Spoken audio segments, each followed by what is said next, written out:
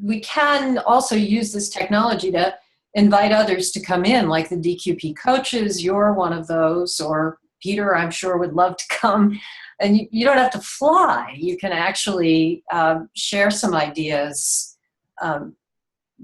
Using this kind of venue as a preparation or follow-up, I think, Deborah, David, you suggested that after a face-to-face meeting, maybe we can use Zoom to do something like that. So we are probably a little after 5 o'clock. I'd be very happy to take any other thoughts or questions. One of the things that I need to know is whether we should attempt to do something like this again. If there's a particular topic that you think we could try to do, we could send out material in advance. I think that's what I'm picking up what Peter was suggesting, so you have some time to study it and then get together.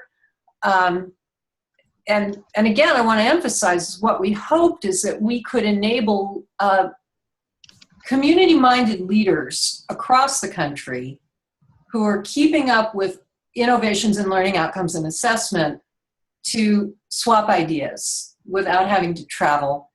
And how can we help people to do that in using new technologies to do that?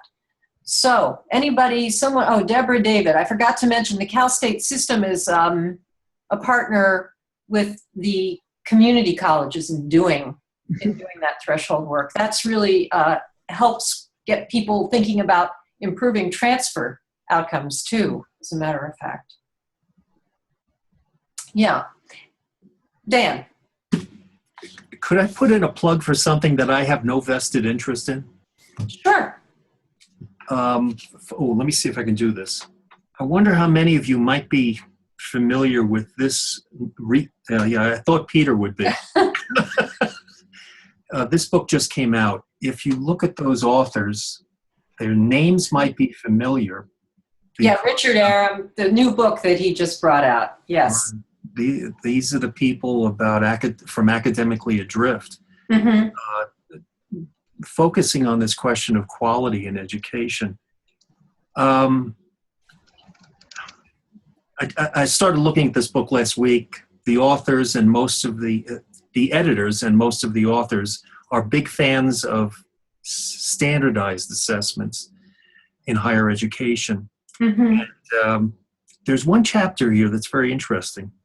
To the author's credit, they're willing to step aside from their own commitments in standardized testing to give voice to some opponents or skeptics. And chapter 8 is filled with these voices, and they're the people that we usually hang around with. One of them is over there on the screen where Peter is. Yeah, I did one. Carol did one, Carol Schneider. Mm-hmm. George Koo and Natasha Jankowski from Niloa. Peter's is a terrific, short, and persuasive essay about how this drive for standardized testing is actually going against the currents in discussions of assessment. And the essays by Peter and George and Natasha and Carol also remind us of something else, that we're not doing these charrettes or the other kinds of work that we're engaged in just so we can fill out some forms for an assessment office. We're doing all this work to make a difference in learning. Mm-hmm.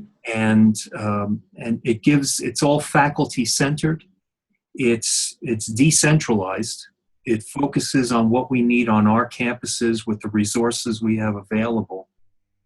And its attention is on work in which students have a lot invested.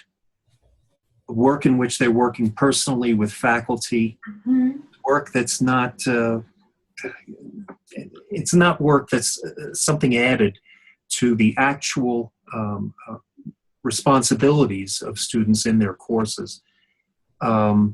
If you want to get a sense of why we're doing all of this and what's at stake for a community of educators involved in student learners, see if your library picked up this book, see if they have an online copy, pull it up and look at chapter 8. to see what Peter and Carol and George and others have to say about these questions. I think it'll give you even more insight into the importance of these assignment charrettes and the urgency of faculty working carefully and rigorously on these projects. Yeah, and I think that was very well put, and I see you're getting lots of comments from people saying agreed and rock on and so forth. And then there's a different idea about what we might do to collaborate. Let me just build a little bit on what you said, Dan. I was initially a bit concerned that the work on assignments was too small. It was micro work that you could, and unless we present it in a way that allows you to think about the context of the assignment, you might lose track of that.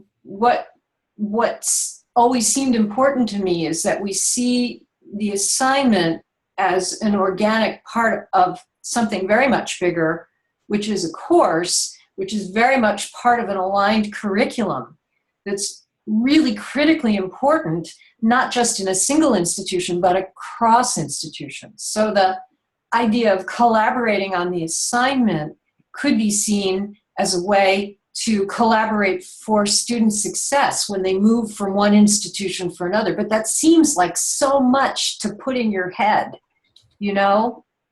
Assignments are magnetic.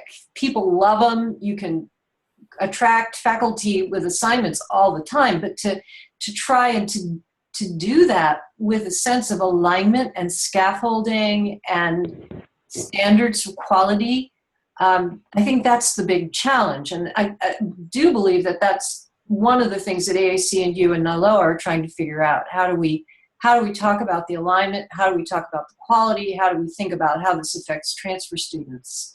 So that's the reason why we pay so much attention to documentation in the assignment library, is that you really have to have the faculty member share what is the context of this, what am I trying to do, how could it be modified. There's some, we've seen the power of single discipline, or families of discipline conversation, but at the same time, there are these ideas that can go across disciplines in some very interesting ways. And the faculty have come up with some very creative ways of saying, well, who else could use this? And they have good answers to it. Yeah, I think that's a great idea. I must say, I really like the suggestion that just came in from Indiana. It sort of picks up on that, Peter. What if we did, and maybe what Dan said, do a common read and set up a Zoom chat on the common read? We could do that. In Indiana, they're using Claude Steele's Whistling Vivaldi, and it has been incredibly effective at bringing faculty together from mostly Indiana University, but they want to do outreach to others. It's part of their, what they call LEAP In, that is the LEAP project in Indiana. So they did a common read, and this idea is that we might be able to get some cross-institutional chats at a national level if we used this venue, and that actually might work really well. So thank you for that idea. And Ivy Tech, someone's saying it. Ivy Tech is very much involved in the Indiana collaboration, definitely. And a couple of other ideas. Tuning, obviously something we could pick up a tuning activity and do it here. That might be fascinating. What are tuned assignments in, say, communications or history? Some of the disciplines, we could try that. And then finally, we could do a backwards design, just kind of for people who'd like to have a refresher or who haven't ever done that before. Those are great ideas. Okay, any further thoughts or questions that anybody would like to offer to me now? I'd be very happy to hear from you. As I said, I'll be sending out I guess I can put a link to the recording and put it in my blog. I have a Digication blog. I can send you that. that probably would work. So you'd be able to hear it if you wanted to do that, just to illustrate that it's possible. And would love to hear from any of you when I send a message out to you thanking you for coming. So anybody else want to put in 2 cents? And if not, I can bid you farewell, or you can stick around and chat for a minute, or you can go on your way. I know some people have had